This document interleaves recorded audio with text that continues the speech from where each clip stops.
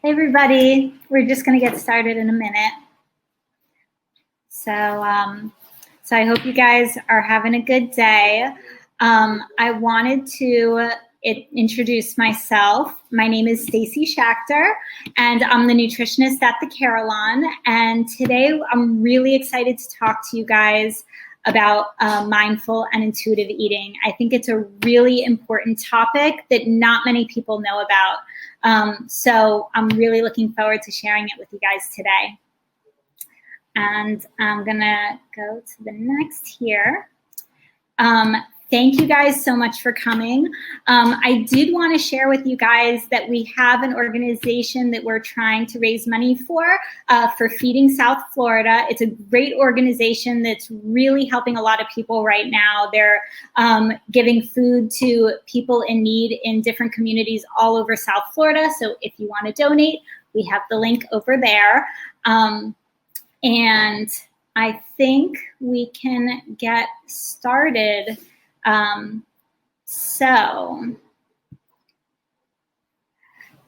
just to tell you a little bit of an overview of what we will be discussing today, first we're going to go over what is mindful and intuitive eating, why is it so important, how can I improve my relationship with food and my body through mindful and intuitive eating, and also how can I bridge the gap between mindful and intuitive eating and eating in a way that supports my health conditions. And this is something that I think is the last question is a little bit, it's a tough balance, because a lot of times with mindful and intuitive eating, you'll learn that, you know, all foods fit.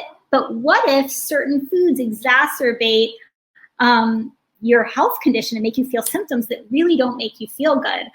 So I think it's a really important topic to discuss, because we can use both. It doesn't have to be one or the other. So, I don't know if you guys have seen this before. Maybe you've experienced the cycle before. Dieting, people usually see a very common pattern. They start a diet. It has some level of restriction involved in it, whether it's the quantity of food you're eating or the types of foods that you're allowed to have. And then eventually you feel some sort of level of deprivement, or you feel oppressed in some way, or, you know, you're getting a little sick of not being able to have certain things, and you start craving things, which lead to you eventually giving in. Eventually you feel guilty about giving in because you started this diet because you wanted to follow through on it and you wanted to reach your goal.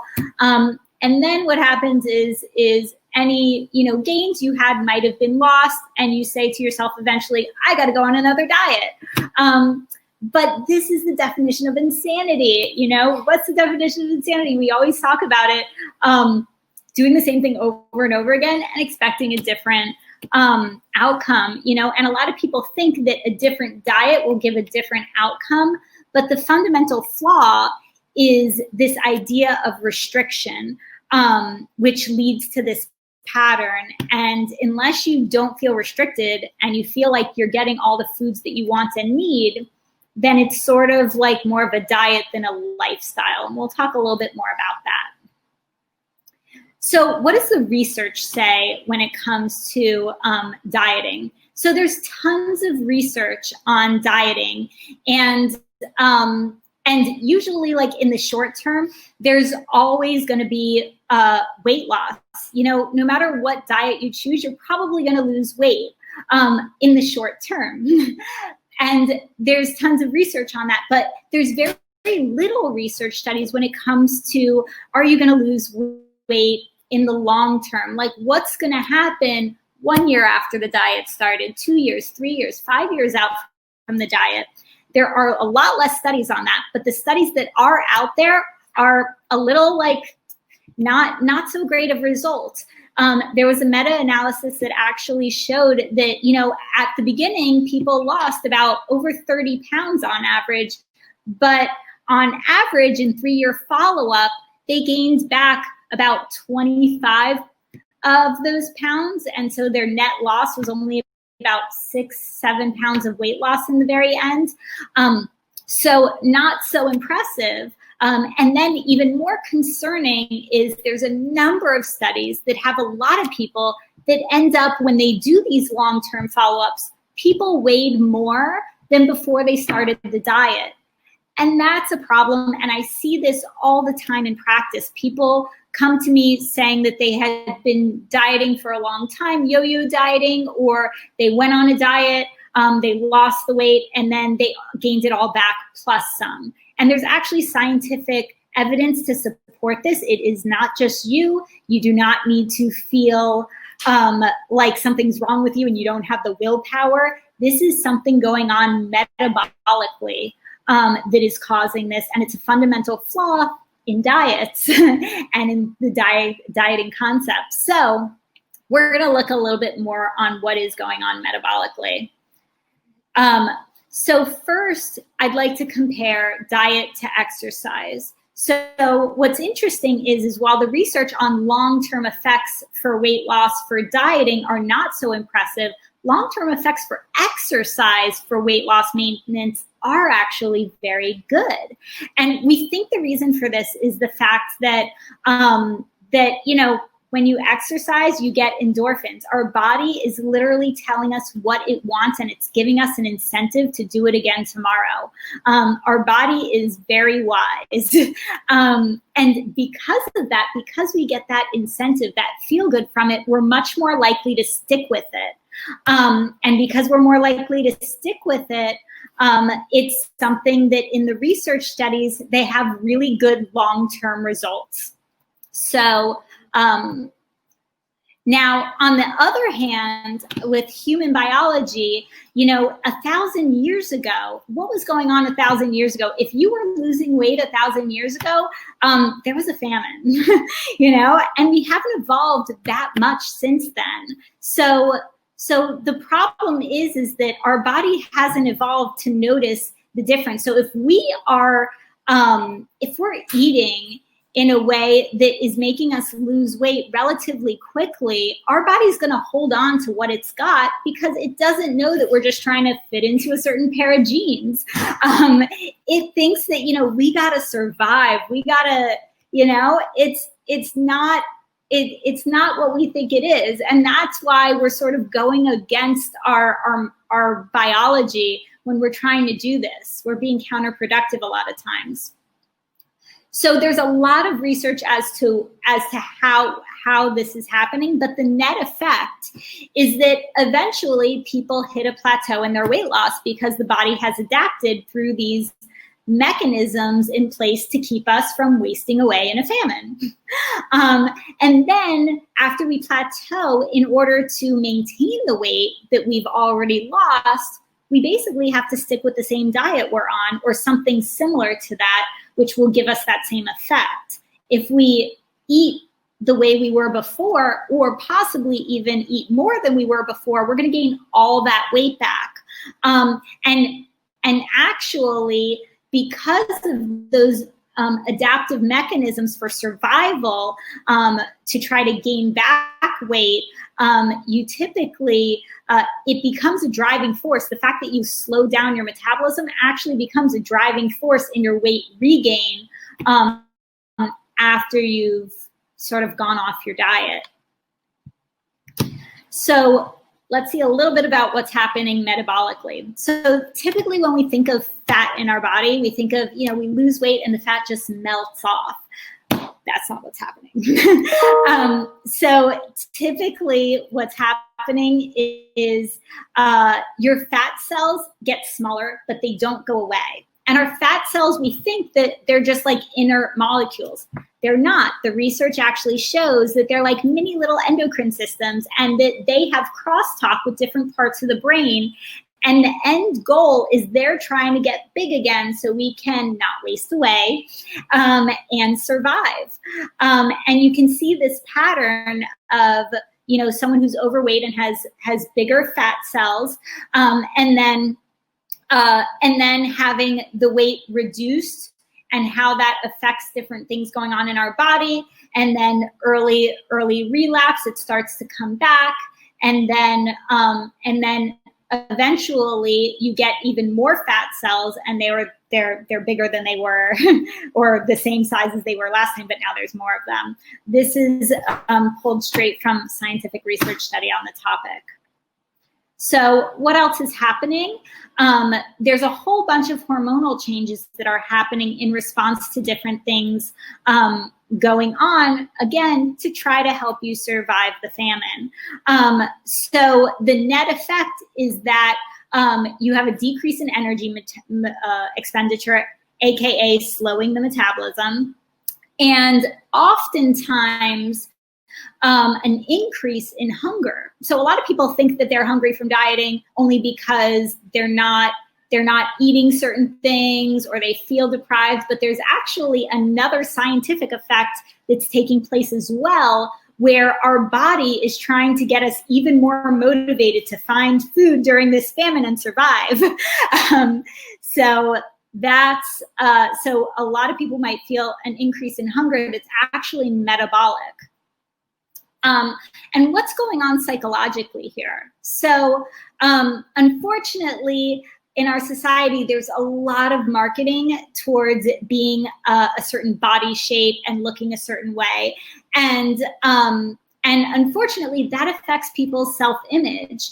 And even worse, oftentimes their self-image affects their self-worth. And it's a slippery slope. Now, I think we are making headway. You know, the word fat shaming wasn't even a thing 20 years ago. And now, like, there's actually a word for treating people differently and acting inappropriately to someone based on the shape of their body. There's much more big, like, models that are either plus size or just have a build that is more of what an average person might look like. Much more acceptance than there used to be, but we still have a long way to go. And these societal cues are really impacting people. And a lot of times people will start to focus on their weight and what they're eating and the shape of their body because maybe they feel certain parts of their life are out of control, and the food and the shape of their body is something that they feel they can control, or it can be something to distract themselves from uncomfortable things and things that are hard for them to focus on. But if all my thoughts are consumed with, you know, how much food do I get to eat today? What's in this food? And how is this going to affect my body? Then I don't have to think about things that are actually a lot harder for me that I don't want to think about. And I actually asked the question to a client just last week. I said, what would your life be like if you weren't thinking about food and the shape of your body all the time? If that wasn't consuming your thoughts, what would life be like? And she goes, I would have written my book. I'd write my book, which is a book on a topic she, I think, was a history major or something like that, that had nothing to do with food. And I thought that was really profound. So again, other things that will oftentimes happen as part of the cycle of restriction is it usually leads to binge eating behavior. You know, a lot of times people will say, well, I'm just going to do it for this amount of time and that's it. Once I reach my goal, I'm done. But if it leads to binging behavior, or once you're done, you're eating in a way that can't sustain what you just did, then you're really perpetuating this pattern. So we have to, I always try to help people shift that thought process and try to look at it from a different angle. Let's see here. Also, emotional eating. Emotional eating is so common. And, you know, it's not about just like anorexia and bulimia. Like disordered eating could be emotional eating. Disordered eating could be, you know, thinking about food in the shape of your body all the time, or yo-yo dieting. So really mindful and intuitive eating is really relevant for so many of us. So what is the solution? I think mindful and intuitive eating can help a lot of people in these areas. So just to give an example of what is mindful and intuitive eating, I really love this visual. So With dieting, people will often say, I want a cookie, and then they'll have a chocolate, like a piece of dark chocolate. And then a little while goes by and they're like, oh, I still want the cookie. And they're like, I'm going to have an apple to curb my craving. And then, so they have the apple, and then a little more time goes by and they're like, you know what? I can't take this anymore. I'm mad at myself. I have no willpower. They start that negative self-talk. And then they binge on the cookies and say, okay, this is the last time I'm going to do it, so I'm going to have a lot of them. That's dieting. Oftentimes for a lot of people, not everybody, but it does happen quite commonly. Whereas in mindful and intuitive eating, you can say, wow, I want a cookie. And I give myself permission to have that cookie. Why not? It'll be delicious. And then you feel good about it. So we're going to talk a little bit about what goes on behind the scenes, which can affect that. So in dieting, you often will make judgments about your food. You know, I hear it all the time. I was so good, I ate this, or I was so bad, I had that. And really, we're placing moral values on our food choices. And food choices is not a moral dilemma. So we really have to shift out of that. And what I encourage people to do is to try to come up with your own mantra that resonates with you. So for me, instead of I'm so good, I'm so bad, I say, I eat foods that nourish my body and energize me, make me feel amazing, support my immune system. And now I'm going to eat this cupcake and nourish my soul and eat something that's delicious and not necessarily as nutritious. And most importantly, I'm going to say, I feel good about it because it shows that I can live in balance. And so coming up with something that resonates with you can be helpful if you need something to replace the I'm good, I'm bad, which can really cause this downward spiral of negative self-talk around food and your body. So let's do a little bit more comparisons here. So in the diet mindset, people often say, can I have this? Versus in mindful and intuitive eating, you're asking yourself the question, do I want this? Is this truly what I want? Because sometimes it isn't. Sometimes just because the cake is there, like people think that they want it just because it's there. And if it's there, they're going to eat it. But if you check in with yourself, you might be like, you know what? I don't even want it right now. I'm good. You know, or, oh, I don't really like that brand. Like, I'm good, you know? So also dieting, how do I look versus how do I feel? How much food do I get today? You know, you have to ask the question to someone else giving you the diet versus asking yourself, how much food do I need today?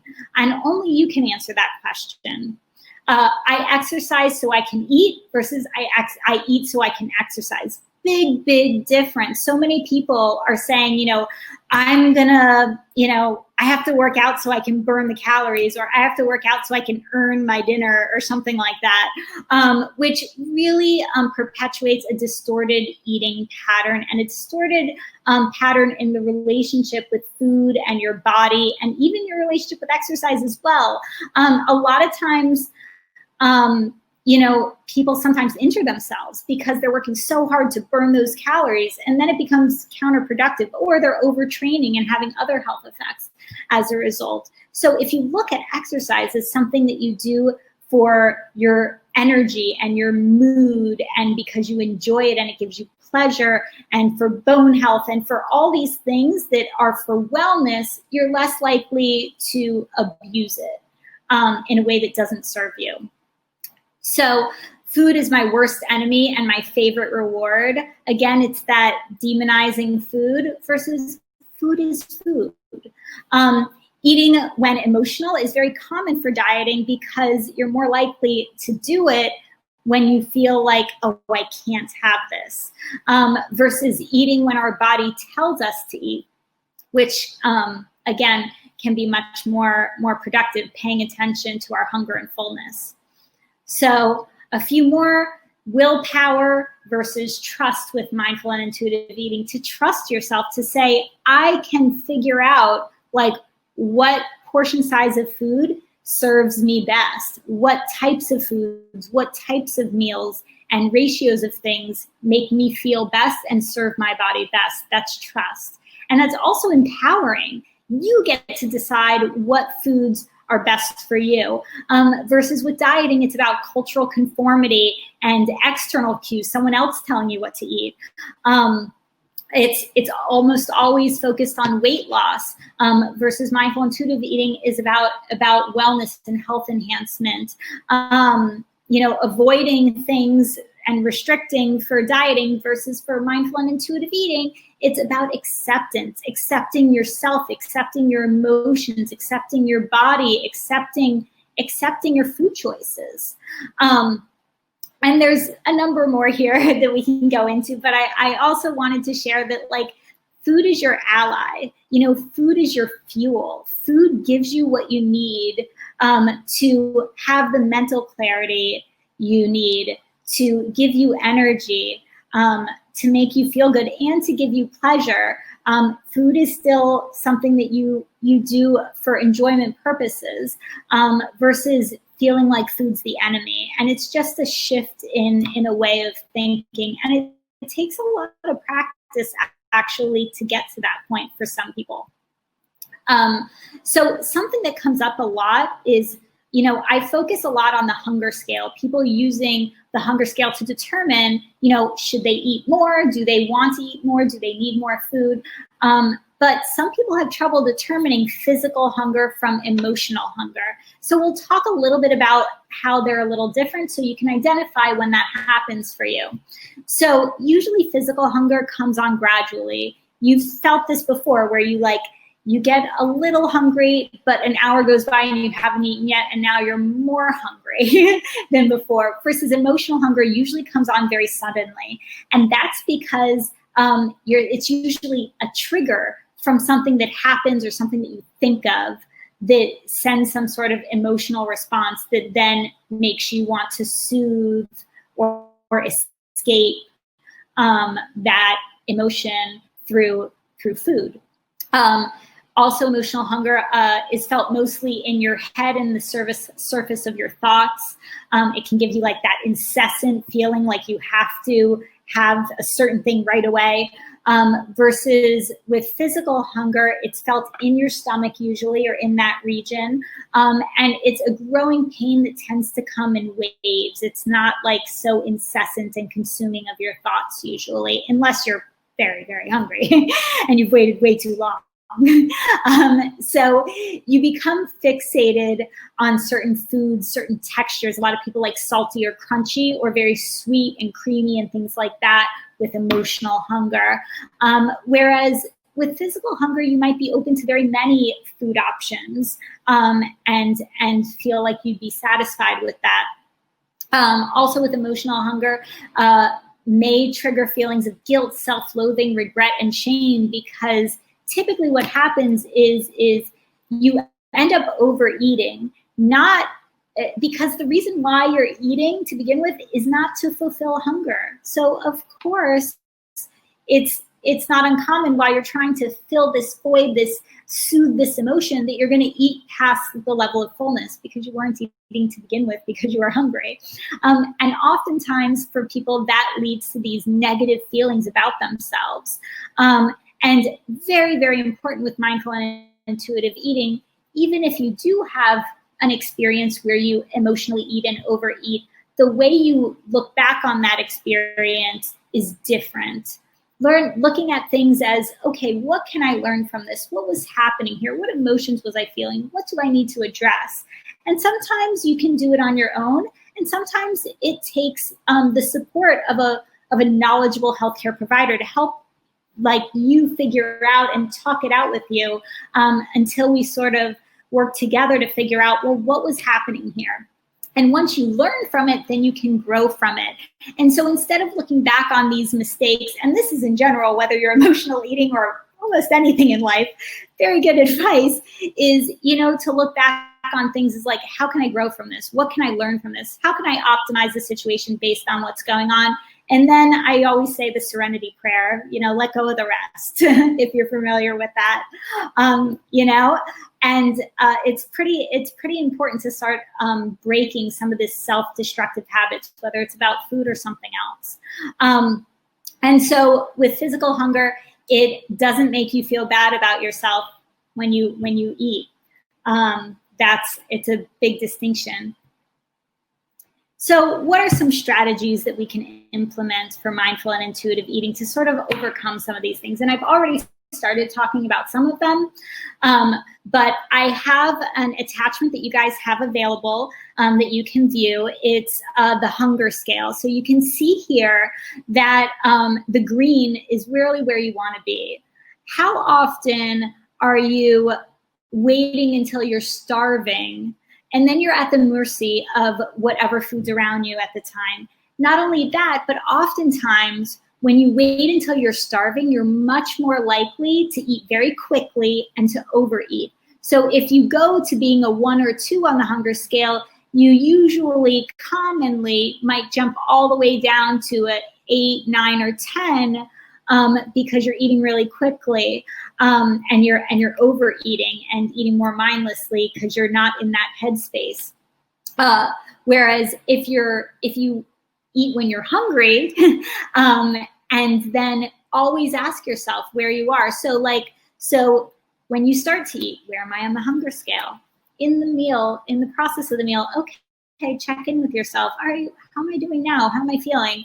And then toward the end of the meal, you ask yourself again. And the goal is to be where you're satisfied and comfortably full. Comfortably full is the goal.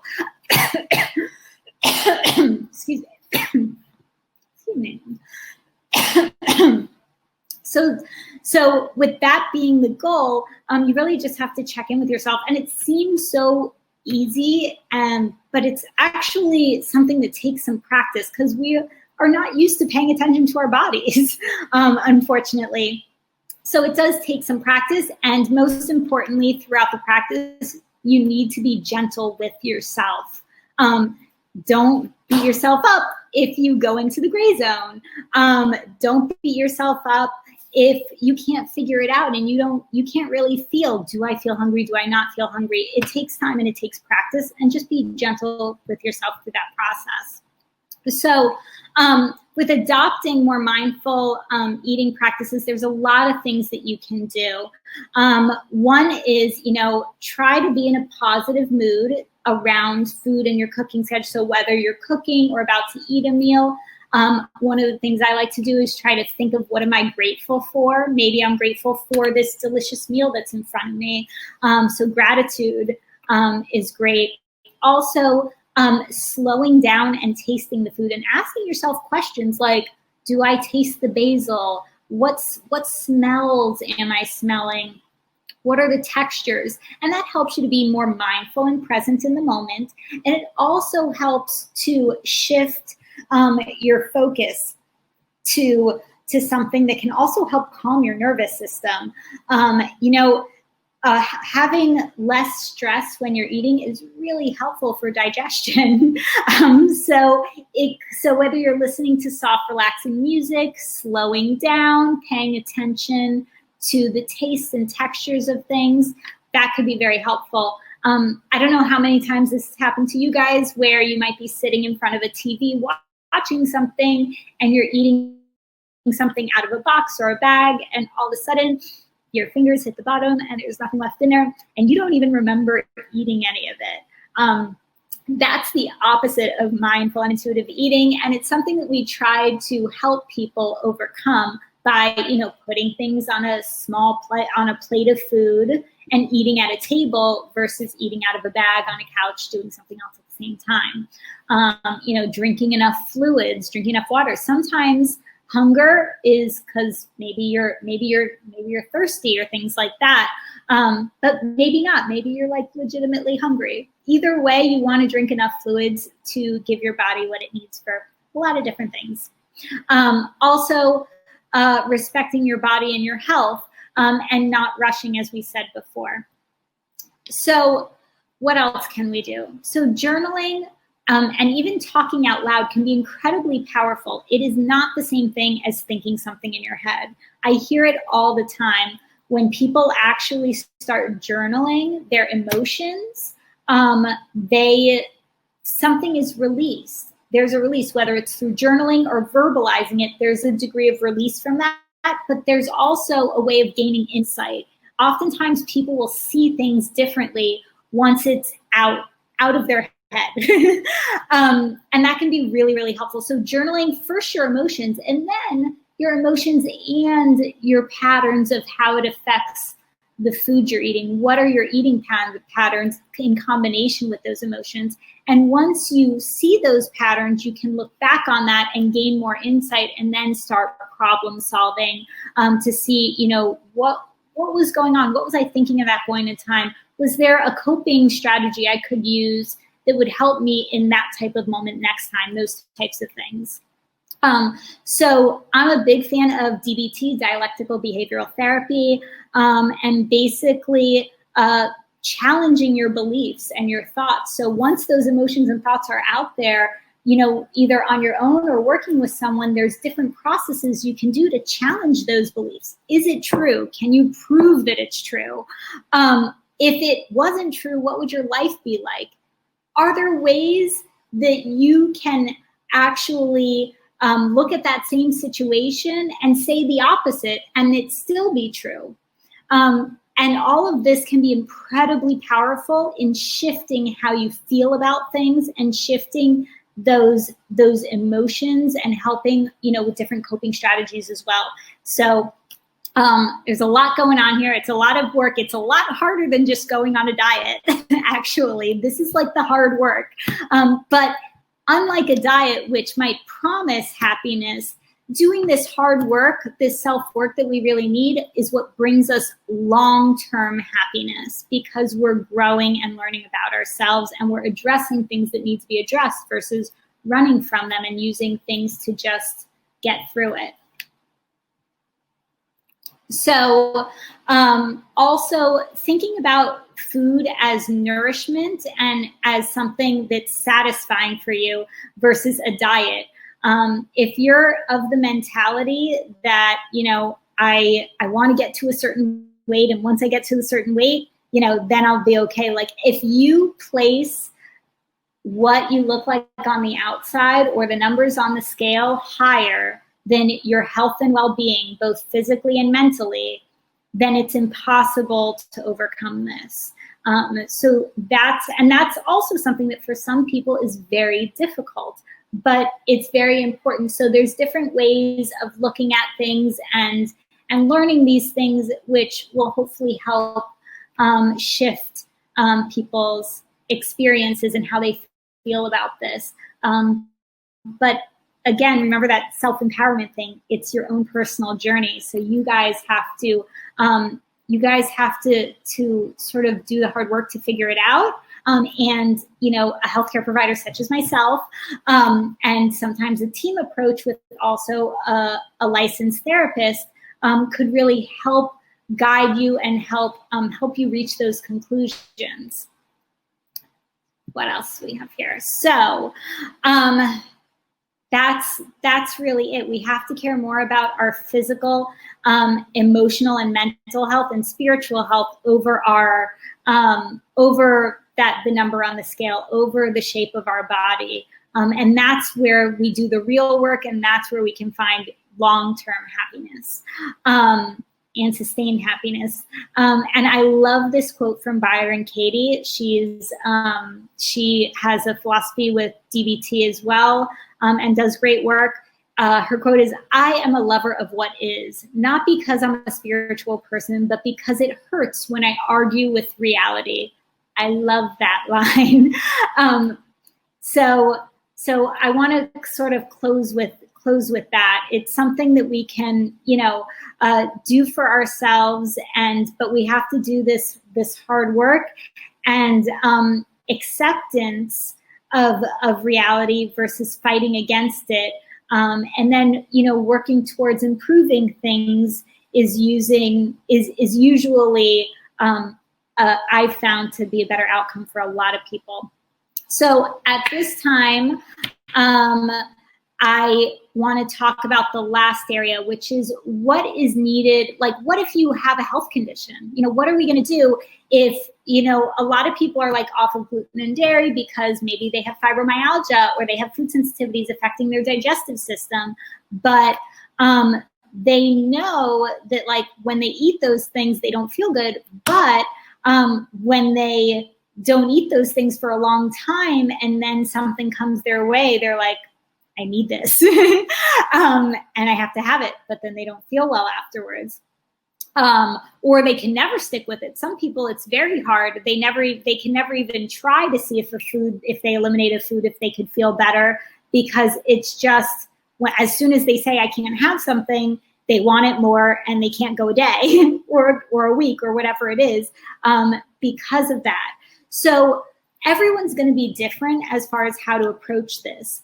When the disordered eating pattern and these emotional underlying things are such a driving factor, I don't recommend elimination diets, at least not until you've done the hard work with mindful and intuitive eating and overcoming some of these obstacles that you have and are feeling more solid and strong in it. And then, the solution isn't necessarily no cookies at all. The solution might be, okay, I just need a gluten-free cookie. Or if I have an issue with grains, I need a paleo cookie, and I can have that and I can feel good about it and there's nothing wrong with it. So that's really the thing that I wanted to share, because I do use elimination diets a lot. And in mindful and intuitive eating, a lot of people would say like, that's the opposite of mindful and intuitive eating. You're telling people not to eat certain things. So it really depends on where people are coming from and where they're at, what their goals are, and things like that. And I work with them based on that and sort of help them figure out where to start on this journey. And sometimes we just need to add mindful and intuitive eating practices while doing an elimination diet. And sometimes we will not do an elimination diet at all, even if they might benefit from it, or not until much later stages when they've really solidified some of these practices to help with some of these underlying emotional things going on. So